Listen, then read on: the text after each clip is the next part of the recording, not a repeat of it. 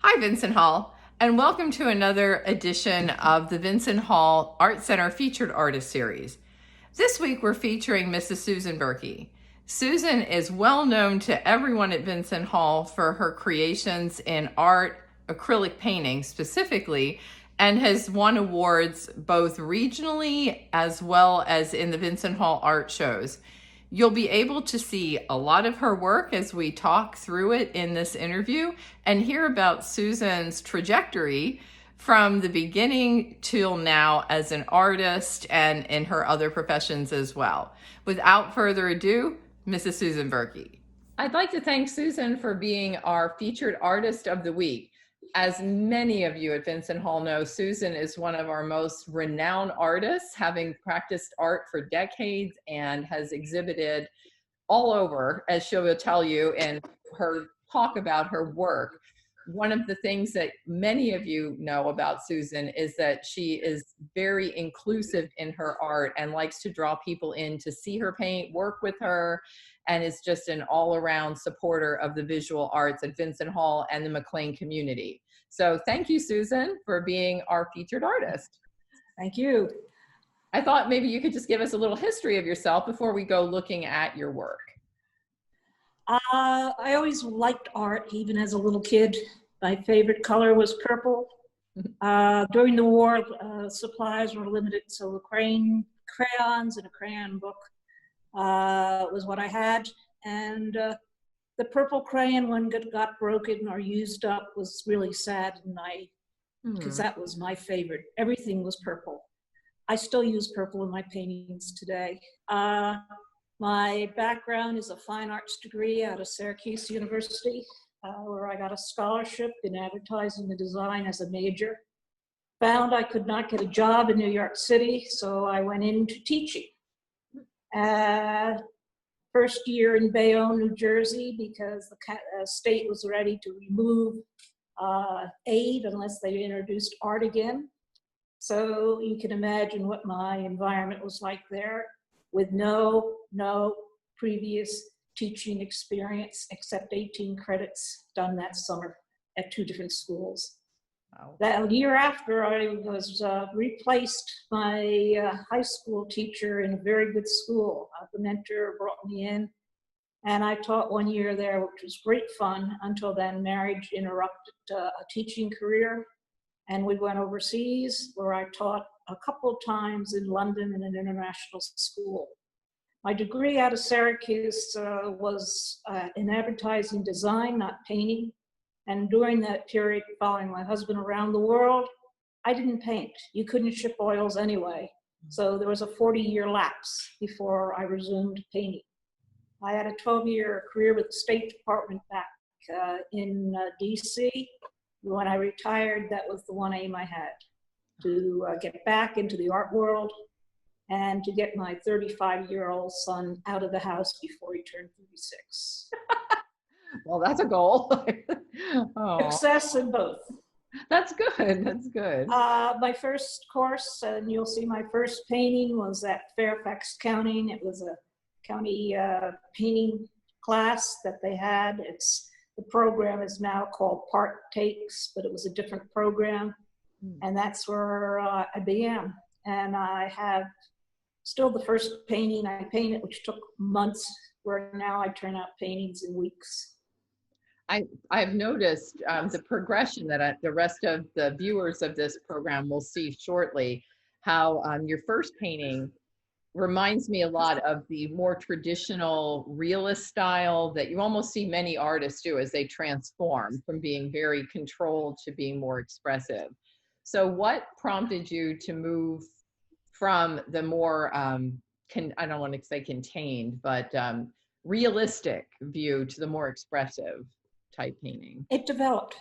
The more you paint, the more you learn, the more loose I became. I got less afraid to put paint on canvas. Mm-hmm. I like that. The first one looks like you're drawing. Most of my paintings now, except unless I do a building, I do almost very little line drawing to suggest where I'm going to go. Usually it's the brush to canvas, and I go from there and adjust. Oh, okay. Do you find the transition from oil to acrylic having been difficult or? Didn't paint. I have the oils. I've learned to use acrylics with mediums that will surprise a lot of people. Then when they look at them, there's textures, there's depth. There's also colors that you will never be able to get with the oils. That's true.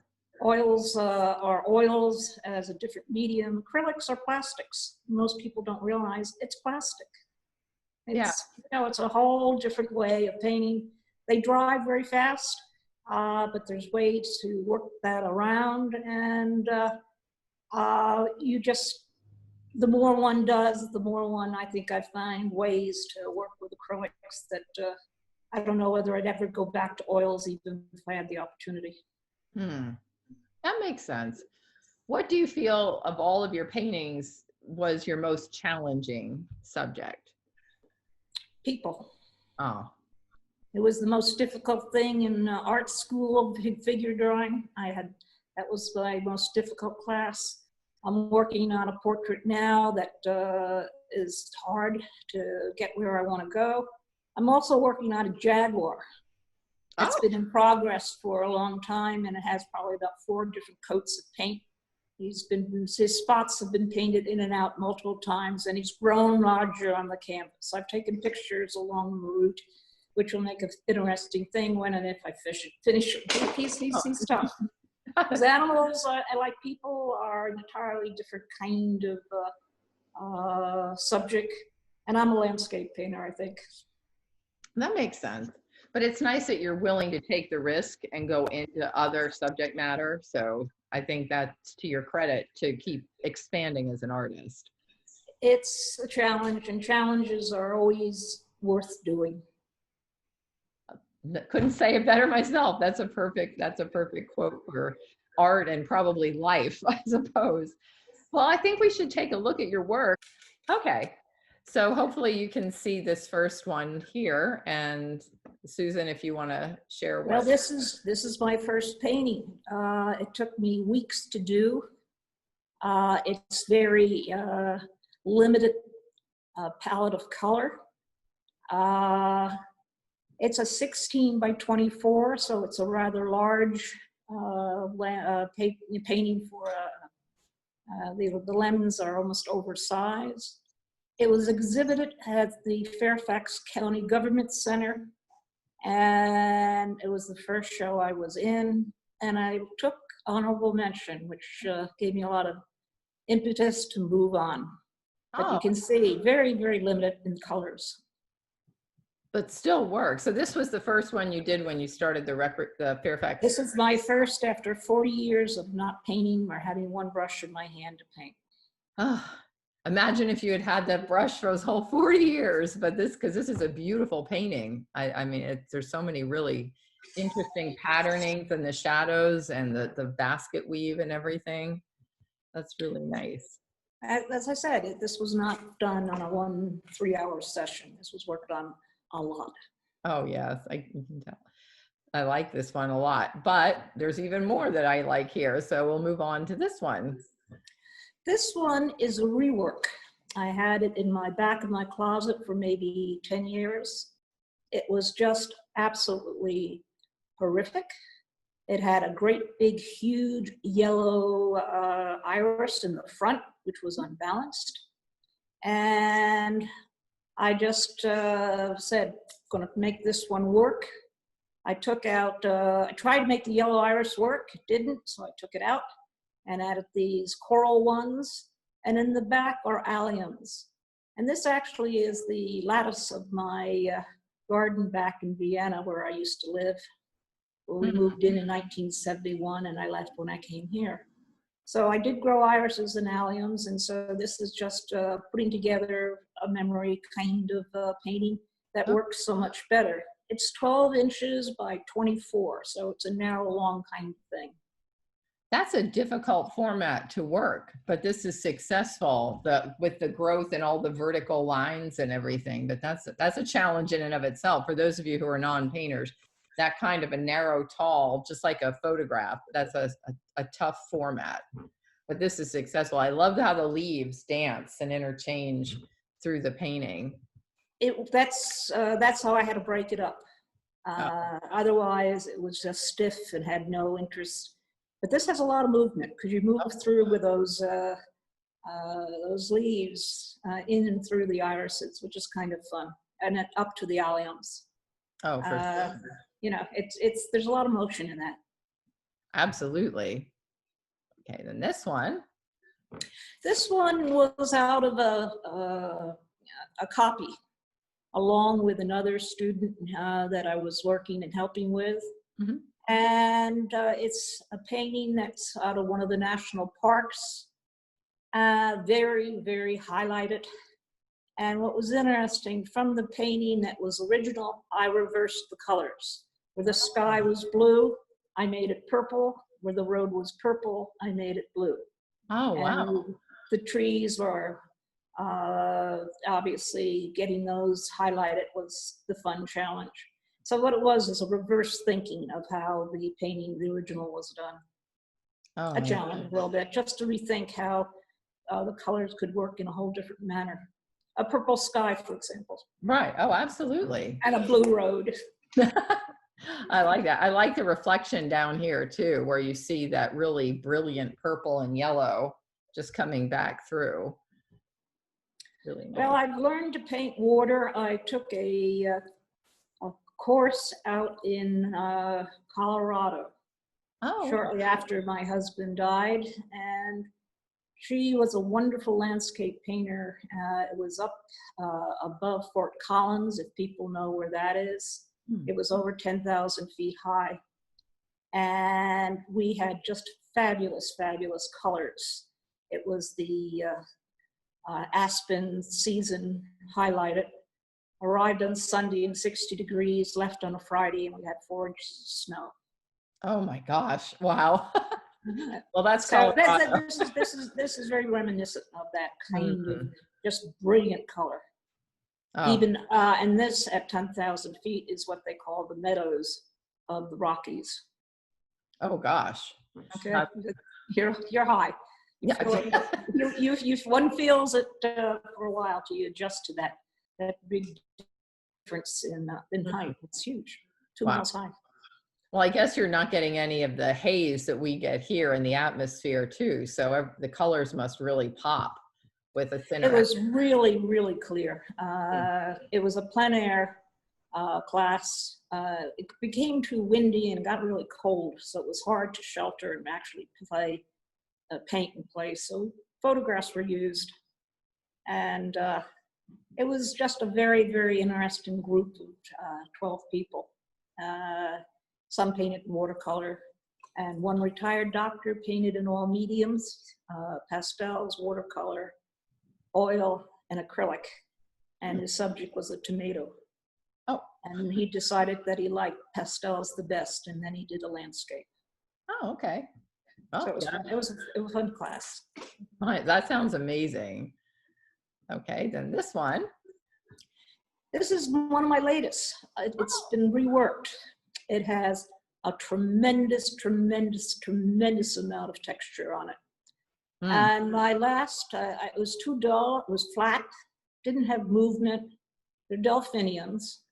And what I did just yesterday or the day before is, following your demo, I got into a bunch of Q-tips. Oh, okay. And paint. And so all these highlights are Q-tips. That's great. Yeah, the dabs and daubs, that works. But can you see the textures? You see a lot of it, especially on the left. This is one that was an overpainting of something that I don't even remember what was, but a lot of materials on this. Oh, back here in the background where it's in the foreground, up in even in the front left. Oh, okay. If you can see it down here, it's very thick. Yeah. Oh yeah. Yep. Like an impasto texture to it. It was huge, and now it kind of explodes. I like this. I like the play of the colors. It's very the patterning of it just gives you a lot of visual eye candy, I guess you would say, a lot of fun to it. Well, this is also, you'll see a lot of the paintings that I studied a bit under Monet's, because I went to Giverny in the fall, went to his gardens and to his house, and then got books on him that I had read. And he does a lot of this very stroking, just strokes, dabs.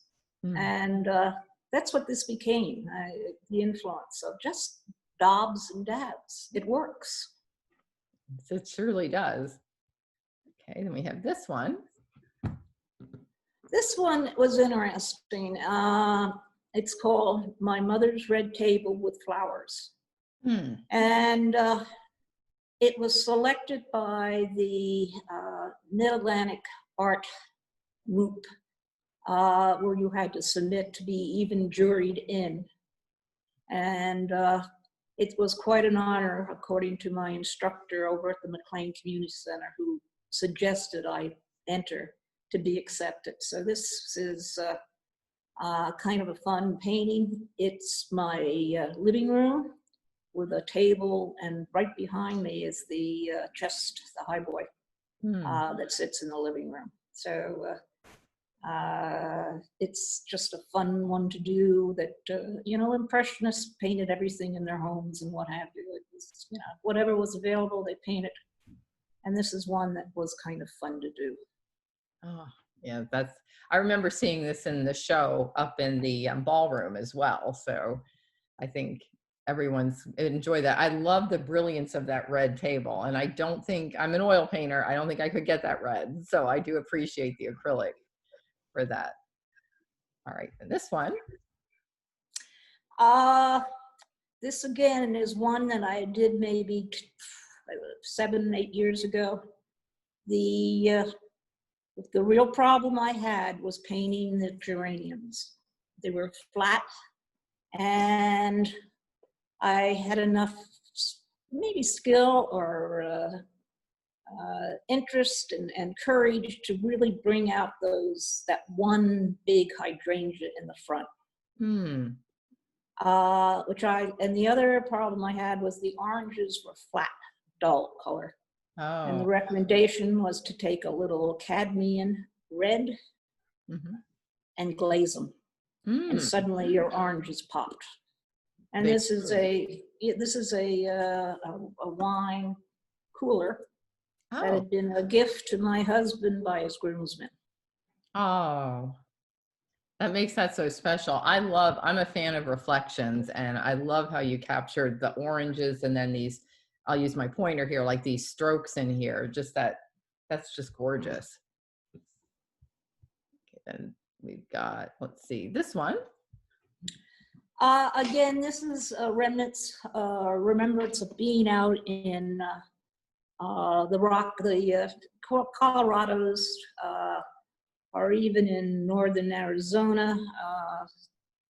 But basically, these are birch trees, which are actually not birches per se, but aspens, which are part of the birch family.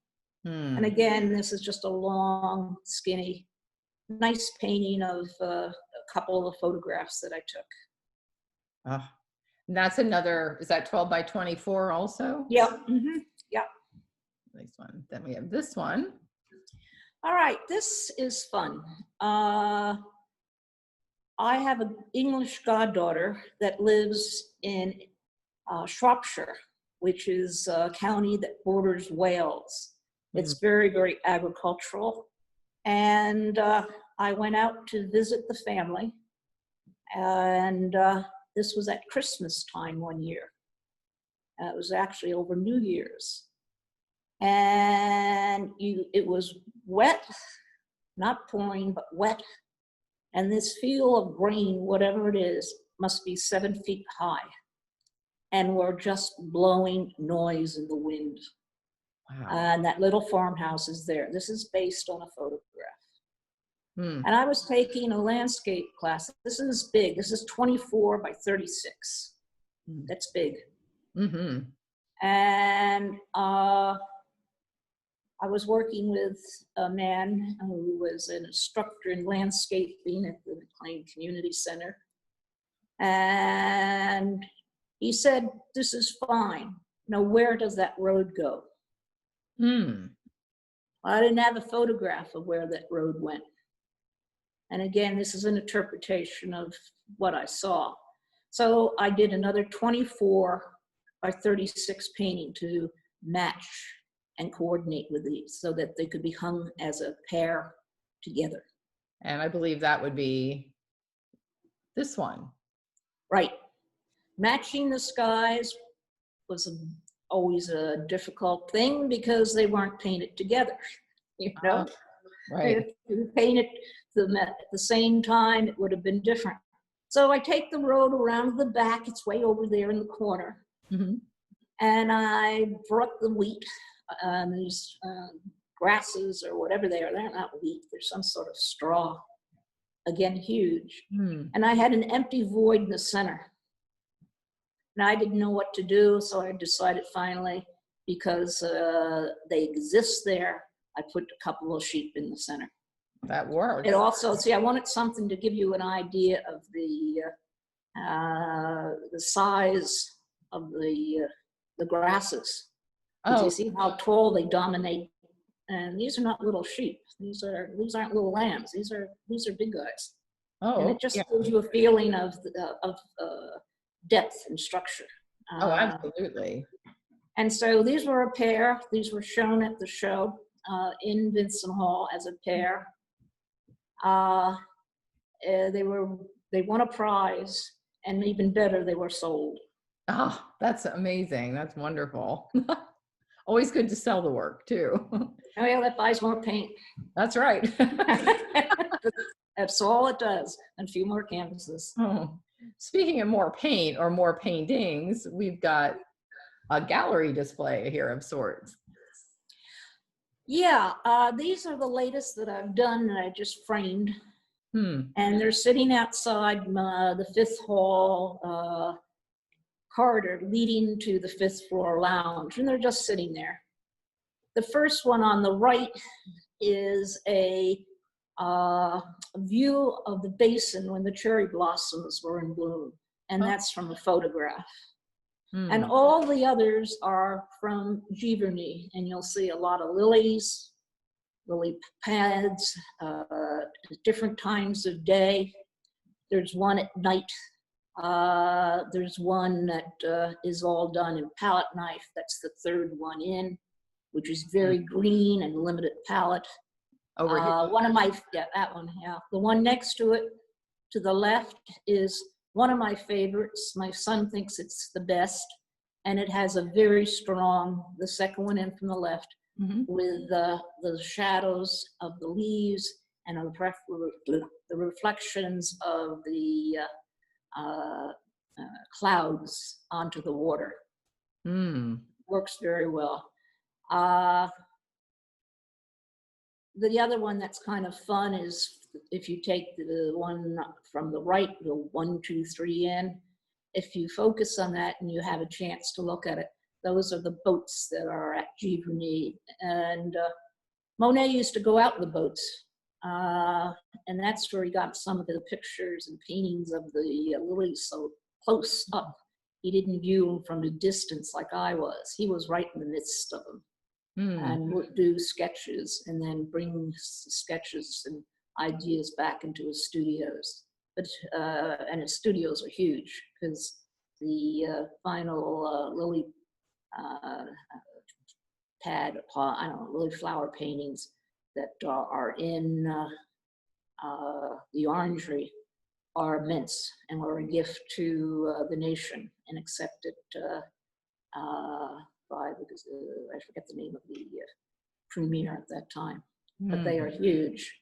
And so it's fun to do just little ones in his style, in his manner, in my manner. It's kind of my homage to Giverny. I've done a few more that are on canvas paper, but I need to get the mats lined up so that they will work in a standard frame that I bought. And they're not standard like these are standard canvases, 16 by 24. Oh, if anyone would like to see these, where can they find this display? It's upstairs, take the 5th floor, up elevator up, and go toward the 5th floor lounge, which is to your right from the center elevator. That's the main elevator that's in the lounge here in the front part of the building. Okay. And it's there. Just walk down toward 1511 where I live. And if you want to see more, just knock. There you go. That's true. I see paintings behind you, so I'm sure they have even more to look at. It's great. I have a ton. I need a show at some point, or my family needs a show. You know, there's enough framed and ready to be shown that there could be a possibility of one. Gosh, Susan, thank you for giving us an actual virtual tour of some of your work. It was fascinating to see the thought process behind each piece. But as I ask all the other artists too, like, what are some of your final thoughts that you would like to share with everyone? What I find is that we have a great group that are beginning to paint, or who have painted before. And we gather together as a group in the past, and we look forward to doing that again. There's a lot of art, and I think every person, it's just a matter of sometimes their willingness to give it a try.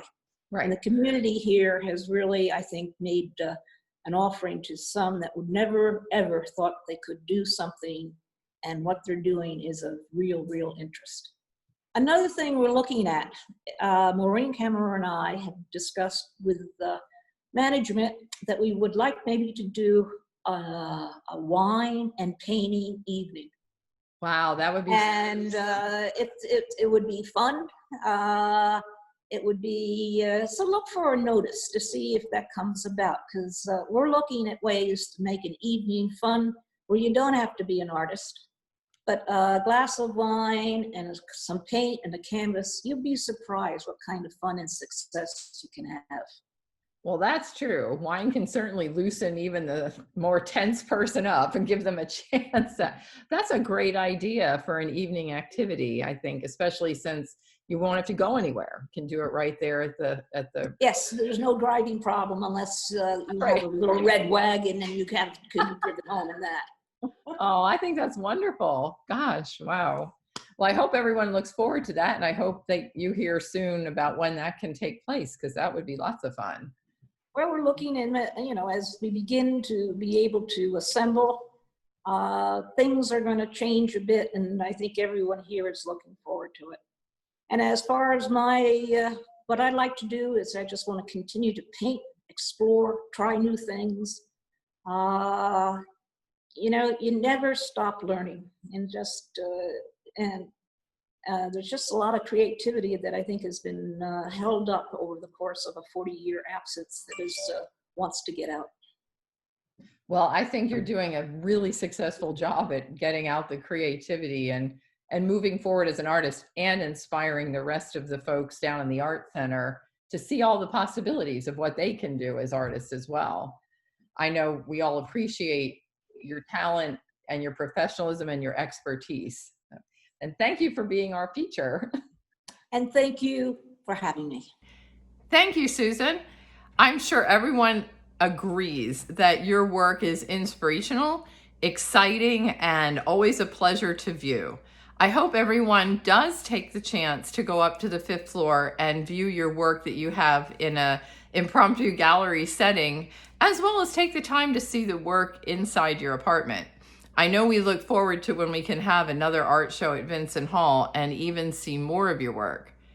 That idea about the wine and paint party sounds phenomenal, and I hope everyone gets to take advantage of that when it's able to happen. I appreciate that you are our featured artist. I know everyone's looking forward to seeing the work that follows again in slide format. And again, if you haven't seen Susan work in person, you can find her down in the art studio center most days. That's room 122. I hope you enjoyed this feature. Of course, we'll be back next week with another featured artist. Until then, stay safe and be well, Vincent Hall.